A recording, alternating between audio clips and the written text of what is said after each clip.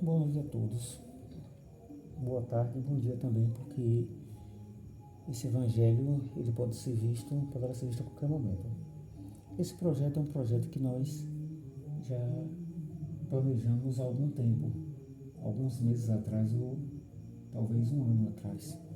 E hoje estamos realizando. É o estudo do evangelho. E o que é o evangelho? O que é o evangelho segundo o Espiritismo? O evangelho segundo o Espiritismo não é nada diferente do que na Bíblia nós chamamos de Novo Testamento.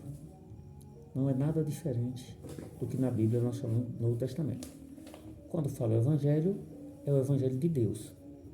O Evangelho de Deus. O Evangelho de Deus é Jesus. Jesus é o Evangelho. Porque o que é Evangelho? Evangelho é a boa nova, independente de qualquer coisa. É Evangelion. Se for ver as traduções, as etimologias gregas, do grego antigo, grego koiné, grego arcaico, do latim, nós vamos encontrar evangelho, evangelium, boa nova, boa notícia, no latim. Então é boa notícia de Deus. Então o evangelho é Jesus, independente de onde ele esteja escrito. Se estiver escrito na Bíblia ou no Evangelho segundo o Espiritismo. O que é o Evangelho segundo o Espiritismo? Vamos ver aqui agora. Vamos tirar essa dúvida. Pronto. O Evangelho segundo o Espiritismo. Talvez aqui no sumário nem tanto, mas no decorrer do Evangelho nós veremos que o Evangelho segundo o Espiritismo nada mais é do que os evangelistas, a obra dos evangelistas, que Haroldo Dutra costuma chamar de a biografia de Jesus. Porque Jesus é a palavra de Deus, é a boa nova de Deus. Então, os evangelistas fizeram a biografia de Jesus, o que Jesus falou, eles escreveram. Então está aqui, Vamos ver aqui. E cada uma dessas partes, do Evangelho segundo o Espiritismo, estão os escritos dos evangelistas. Marcos, Mateus, Lucas, João, todos os evangelistas. Então, no decorrer do evangelho, é isso que nós veremos. É um trabalho maravilhoso, é um trabalho esclarecedor, que vale a pena, e por isso estamos aqui nos dedicando a fazer esse trabalho. Tem um trecho lindo no evangelho de hoje,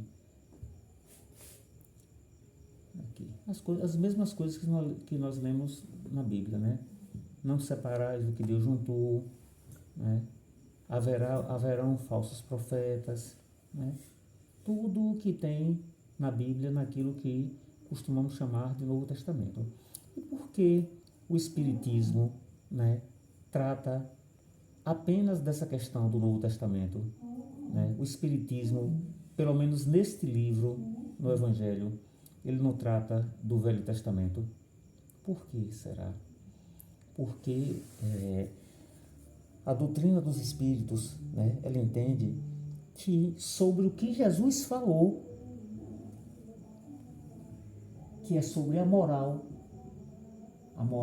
de Deus, a moral cristã, não há como o homem provocar e promover querelas. Porque se eles fossem promover querelas, confusões sobre o que Jesus falou, aí eles encontrariam a sua própria derrocada. Então foi muito bem escolhido essa questão do Evangelho segundo o Espiritismo, a pleiade de espíritos de verdade, que nós vamos descobrir porque essa pleiade de espírito veio falar, Esse prefácio também é lindo, muito lindo, Eu pretendo ler ele hoje, também aqui no início do Evangelho. E depois vai vir a introdução com cada uma das partes explicativas que eu vou deixar para depois, porque eu quero fazer logo um Evangelho tratando das palavras de Jesus. Mas eu vou ler esse prefácio, que ele é muito lindo. Uma certa vez, quando eu levava meu filho para evangelização infantil, eu lia esse prefácio e tive uma inspiração enorme, escrevi muita coisa sobre ele. Espero um dia transcrever o que eu escrevi, mas eu vou ler. os Espíritos do Senhor, que são as virtudes dos céus. Qual o imenso exército que se movimenta ao receber as ordens do seu comando. Espalham-se por toda a superfície da terra e, semelhante a estrelas cadentes, vêm iluminar os caminhos e abrir os olhos aos cegos. Eu vos digo em verdade, que são chegados os tempos em que todas as coisas hão de ser restabelecidas ao seu verdadeiro sentido, para dissipar as trevas, confundir os orgulhosos e glorificar os justos. As grandes vozes do céu ressoam como o som de trombetas, e os cânticos dos anjos se lhe associam. Nós vos convidamos, a vós homens, para o divino concerto. Tomai da lira, fazei uníssono as vossas vozes, e que no hino sagrado elas se estendam e repercutam de um extremo a outro do universo. Homens, irmãos, a quem amamos, aqui estamos juntos de vós. Amai-vos também uns aos outros e dizei, do fundo do coração, fazendo as vontades do Pai, que está no céu, Senhor, Senhor, e poderei entrar no reino dos céus. Espírito de verdade. Esse prefácio é uma das coisas mais lindas que eu já li. Ele é maravilhoso. Eu leio esse prefácio como se fosse uma prece. Vale a pena ouvir de novo e vale a pena também vocês lerem esse prefácio, que ele parece uma prece, é muito lindo. Então é isso, né? Esse é o nosso trabalho de hoje, né? É o nosso estudo de hoje, inaugurando esse evangelho. Eu vou deixar para um outro momento essa introdução, né, que vai falar do objetivo da obra, vai ser muito importante. Vou ler pouco a pouco, né, intercalado com os evangelhos eu vou ler. Autoridade da doutrina espírita, controle universal dos espíritos. A autoridade da doutrina espírita, para resumir, a autoridade é porque está pautada em Jesus Cristo, no nosso Cristo. Por isso que tem autoridade. Tudo que está em Jesus está em Deus, tem autoridade. Notícias históricas, que é um trecho bastante interessante também.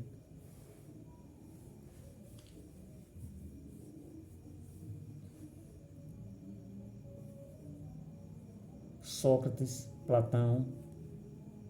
Vai ser importante também falar sobre Sócrates e Platão, porque nesse momento também nós vamos falar da importância da filosofia e dos filósofos, aqui mais de novo, Sócrates e Platão, a importância da filosofia e dos filósofos para a doutrina do Cristo. E vamos ver qual vai ser o primeiro evangelho de hoje. Poderíamos também ler uma passagem da Bíblia, eu vou ver se o evangelho é muito grande, né?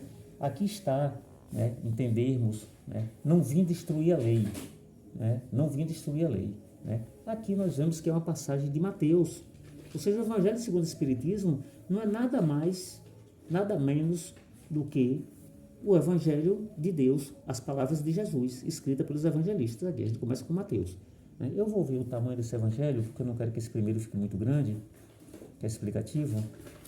Se for grande, dá para ler um trecho só de Moisés. Vamos ler só o trecho de Moisés. É bastante introdutório, é legal. Mas também o Evangelho, gente, quero dizer uma coisa, né? Estou aqui com meu filho, Arthur. Dê um oi, meu filho. Oi. Um oi pro pessoal, né? Eu faço o Evangelho com meu filho, né? Nós já fazemos o Evangelho há mais ou menos 1 ano e meio, graças a Deus. E nós podemos dar o testemunho de que todos os dias, né?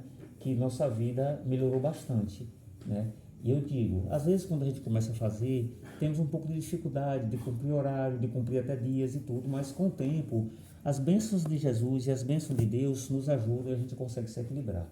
Porque Deus e Jesus em nossas vidas não tem nada melhor, não tem mesmo. Então, e quero dizer também uma coisa, gente, se a pessoa não for espírita, a pessoa pode fazer o evangelho com a Bíblia também. Estou botando aqui a Bíblia, pronto, aqui, ó. Entendeu? Pode fazer com a Bíblia. Não tem problema nenhum. Essa Bíblia aqui é uma Bíblia que o pessoal chama, né? O pessoal divide, né? Mas para mim não tem divisão não. Tudo é uma só. Bíblia católica, né? Que o povo diz. Mas pode ser evangélica, cristã, protestante, né? pode fazer o evangelho com a Bíblia. E se você não é cristão, você pode fazer o evangelho com a Torá. Não tem problema nenhum. Né? Com o tempo a gente vai entender por que isso. Né? O importante é pensar em Deus, pensar em Jesus e pensar no bem. É a mensagem divina. Né? A mensagem de Jesus ela chegou por vários profetas. Então, vamos lá. Né? Meu filho vai ler aqui. Mas daqui ou daqui? Daí mesmo, é. Então, desculpe. Não penseis que eu vim destruir a lei, ou os profetas. Eu não vim destruí-los, mas lhes dar cumprimento. Porque eu vos digo, em verdade, que o céu e a terra não passarão antes que tudo o que está na lei seja cumprido perfeitamente. Até um único J e um só ponto. É interessante a questão da tradução, né? O Evangelho segundo o Espiritismo, apesar de bastante novo, né, ele já tem no Brasil algumas traduções, né? 3, 4, 5, 6, não sei dizer a vocês agora. Né? A nossa Bíblia tem muito mais traduções, né? Porque a nossa Bíblia ela já é milenar, né? Ou seja, a própria, se nós pegarmos toda a Bíblia, desde o Velho Testamento até o Novo Testamento, né? Que o Velho Testamento é a Torá, na verdade, né? Então, gente, antes de mais nada, é interessante que nós saibamos que a Bíblia, o Velho Testamento é a Torá, né? E foi sobre esses escritos que Jesus veio ensinar. E Jesus disse aí, né? Olha só que interessante, né?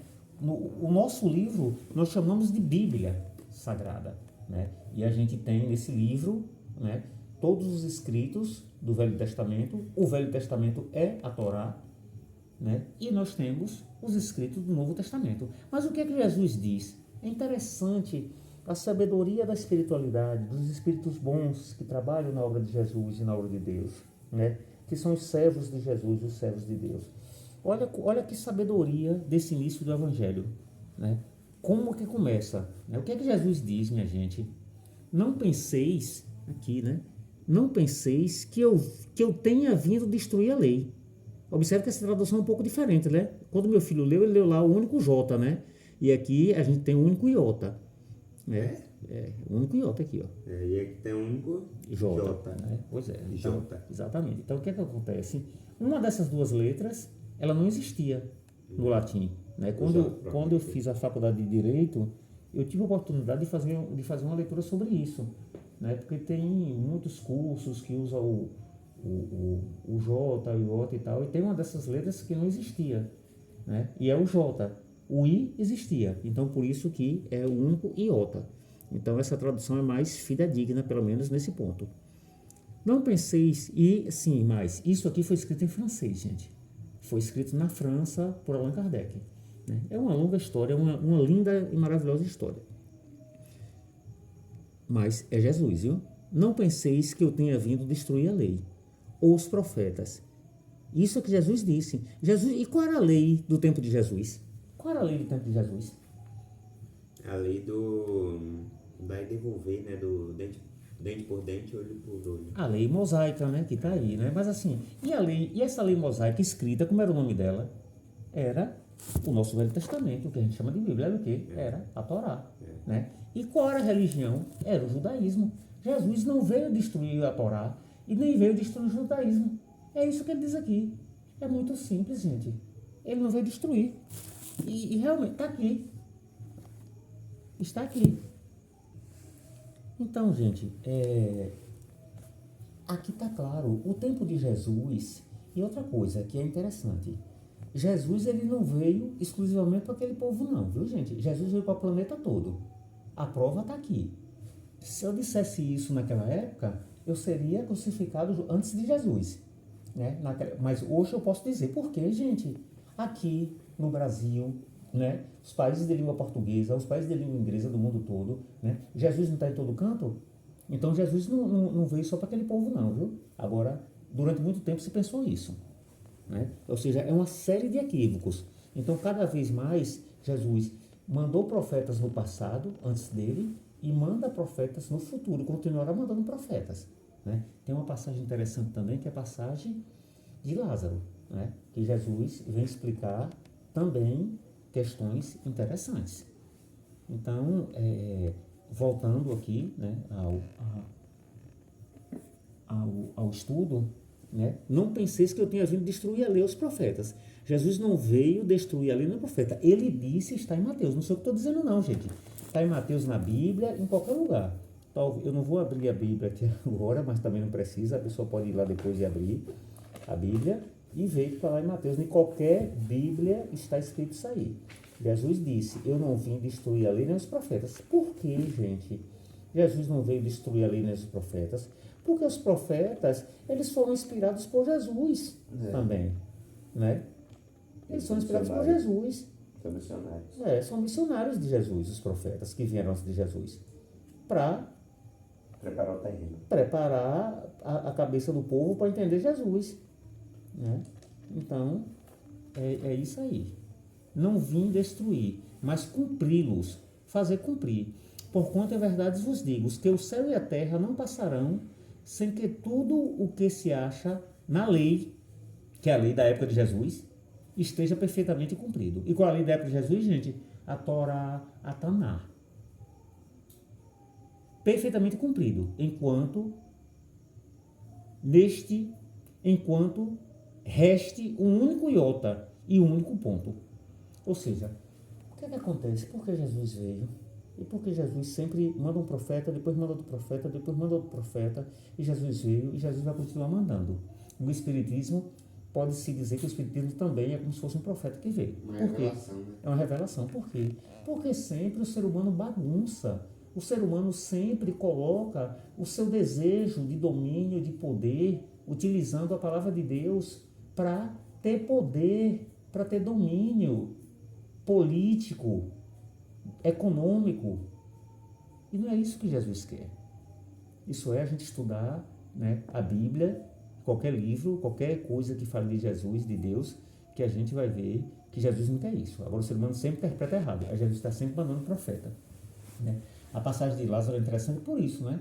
Porque, né, no plano espiritual, né, Lázaro e o rico pede que mande Lázaro para avisar os familiares dele que está tudo errado. Aí Abraão responde o quê? Né? Pede a Abraão. Abraão responde o quê? Não. Mande ele escutar os profetas. Então, quem tiver errado aqui, não precisa mandar ninguém vir avisar, não. É só escutar a palavra de Deus, que para nós ocidentais é Jesus.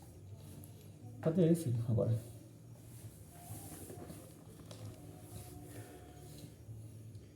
Há duas partes distintas na lei mosaica: a lei de Deus, promulgada sobre o Monte Sinai, e a lei civil, ou disciplinar, estabelecida por Moisés. Uma é invariável, a outra, apropriada aos costumes e ao caráter do povo daquela época, se modifica com o tempo. A lei de Deus está formulada nos 10 mandamentos seguintes. Primeiro, eu sou o Senhor, vosso Deus, que vos tirei do Egito, da casa de servidão, que tinha escravidão no Egito, né, dos judeus. Isso. Não tereis outros deuses estrangeiros diante de mim. Não fareis imagem talhada, nem nenhuma figura, de tudo o que está no alto do céu e embaixo sobre a terra, nem de tudo o que está nas águas sobre a terra.